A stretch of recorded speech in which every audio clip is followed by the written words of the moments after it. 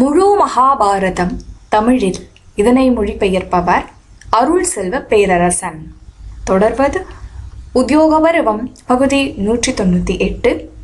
தலைப்பு கௌரவப்படையின் தயாரிப்பு. தி preparation of கௌரவ ஆர்மி.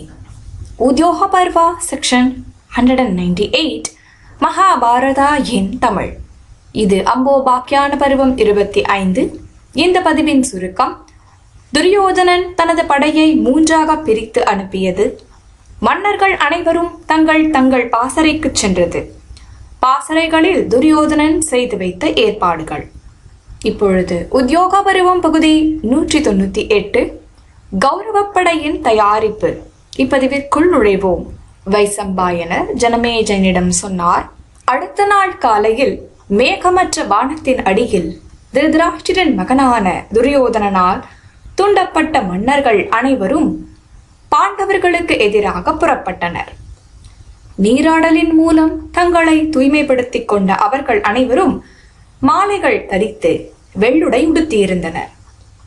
நெருப்பில் அதாவது அக்னியில் நீர்காணிக்கைகளை செலுத்தி அதாவது நெய் விட்டு ஹோமம் செய்து தங்களுக்கு அந்தணர்களின் ஆசிகளை கிடைக்கச் செய்து தங்கள் ஆயுதங்களை எடுத்துக்கொண்ட அவர்கள் அவரவர் கொடிகளை உயர்த்தினர்.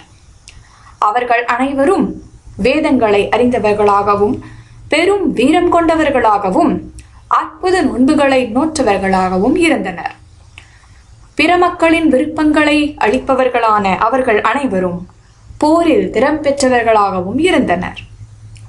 பெரும் பலத்துடன் கூடிய அவர்கள் ஒருவர் மேல் மற்றவர் நம்பிக்கை கொண்டு போரில் மிக உயர்ந்த பகுதிகளை வெற்றி கொள்ள அதாவது சொர்க்கத்தை அடைய விரும்பி ஒன்றுபட்ட நோக்கத்துடன் புறப்பட்டு சென்றனர்.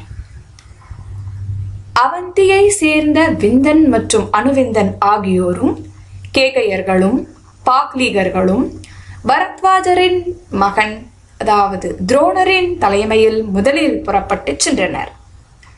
பிறகு அஸ்வத்தாமன், சந்தனுவின் மகன் பீஷ்மர், சிந்து நாட்டு ஜெயத்ரதன், தெற்கு மற்றும் மேற்கு திசை நாடுகள் மற்றும் மலைப்பகுதிகள் ஆகியவற்றின் மன்னர்கள், காந்தாரர்களின் ஆட்சியாளனான சகுனி, கிழக்கு மற்றும் வடக்கு பகுதிகளின் தலைவர்கள் அனைவரும், சகர்கள், கிராதர்கள், யவனர்கள், சிபிக்கள், வசாதிகள் ஆகியோர் தங்களுக்குரிய பிரிவுகளில் தங்கள் மகாரதர்களை தலைமையாக கொண்டு அடுத்ததாக புறப்பட்டார்கள். இந்த பெரும் தேர் வீரர்கள் அனைவரும் 2வது பிரிவில் அணிவகுத்து சென்றனர்.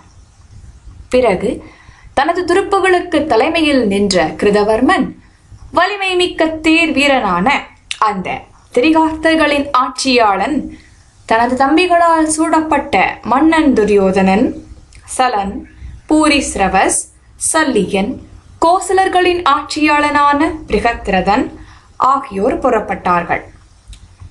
இவர்கள் அனைவரும் திருதராஷ்டிரர் மகன்களை தலைமையாக கொண்டு அணிவகுத்து சென்றனர்.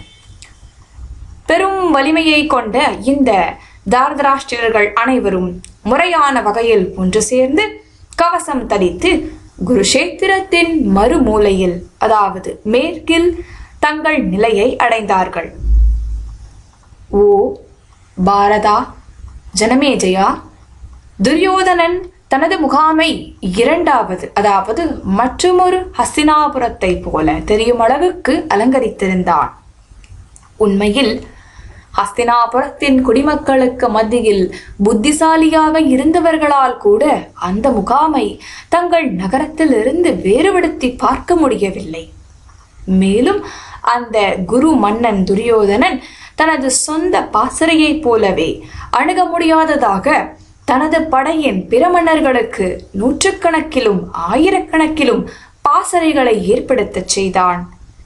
ஓ மன்னா ஜனமேஜயா, படைகள் தங்குவதற்கான அந்த கூடாரங்கள் அந்த போர்க்களத்தில் 5 முழு யோஜனைகள் பரப்பில் நன்றாக நிறுவப்பட்டது.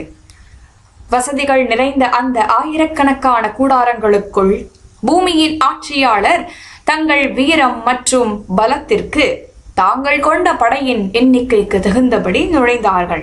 காலாட்படை, யானைகள், குதிரைகள் மற்றும் தங்கள் தொடர்களுடன் கூடிய அந்த உயர் ஆன்ம மன்னர்கள் அனைவருக்கும் அற்புத வசதிகளை வழங்கும்படி மன்னன் துரியோதனன் கட்டளையிட்டான். சிற்பத்தால் பிழைப்பவர்கள் மற்றும் தனது காரியத்தில் அர்ப்பணிப்புடன் இருக்கும் பாணர்கள், அதாவது புலவர்கள், பாடகர்கள், அதாவது மாகதர்கள், துதிபாடிகள், அதாவது வந்திகள், மற்றும் வியாபாரிகள், வர்த்தகர்கள், வேசியர், ஒற்றர்கள் மற்றும் போரை சாட்சியாக காண பார்வையாளராக வந்த மக்கள் ஆகிய அனைவரையும் அந்த குரு மன்னன் துரியோதனன், அந்த கௌரவ மன்னன் துரியோதனன் விதிப்படி உபசரித்தான் என்றார் வைசம்பாயனர். இத்துடன் உத்தியோக பருவம் 198 பதிவு நிறைவுற்றது. அடுத்து வரும் 199ஆம் பகுதியுடன் உத்தியோக பருவம் நிறைவடைகிறது. உத்தியோக பருவம் பகுதி 198 கௌரவப்படையின் தயாரிப்பு இப்பதிவு நிறைவுற்றது.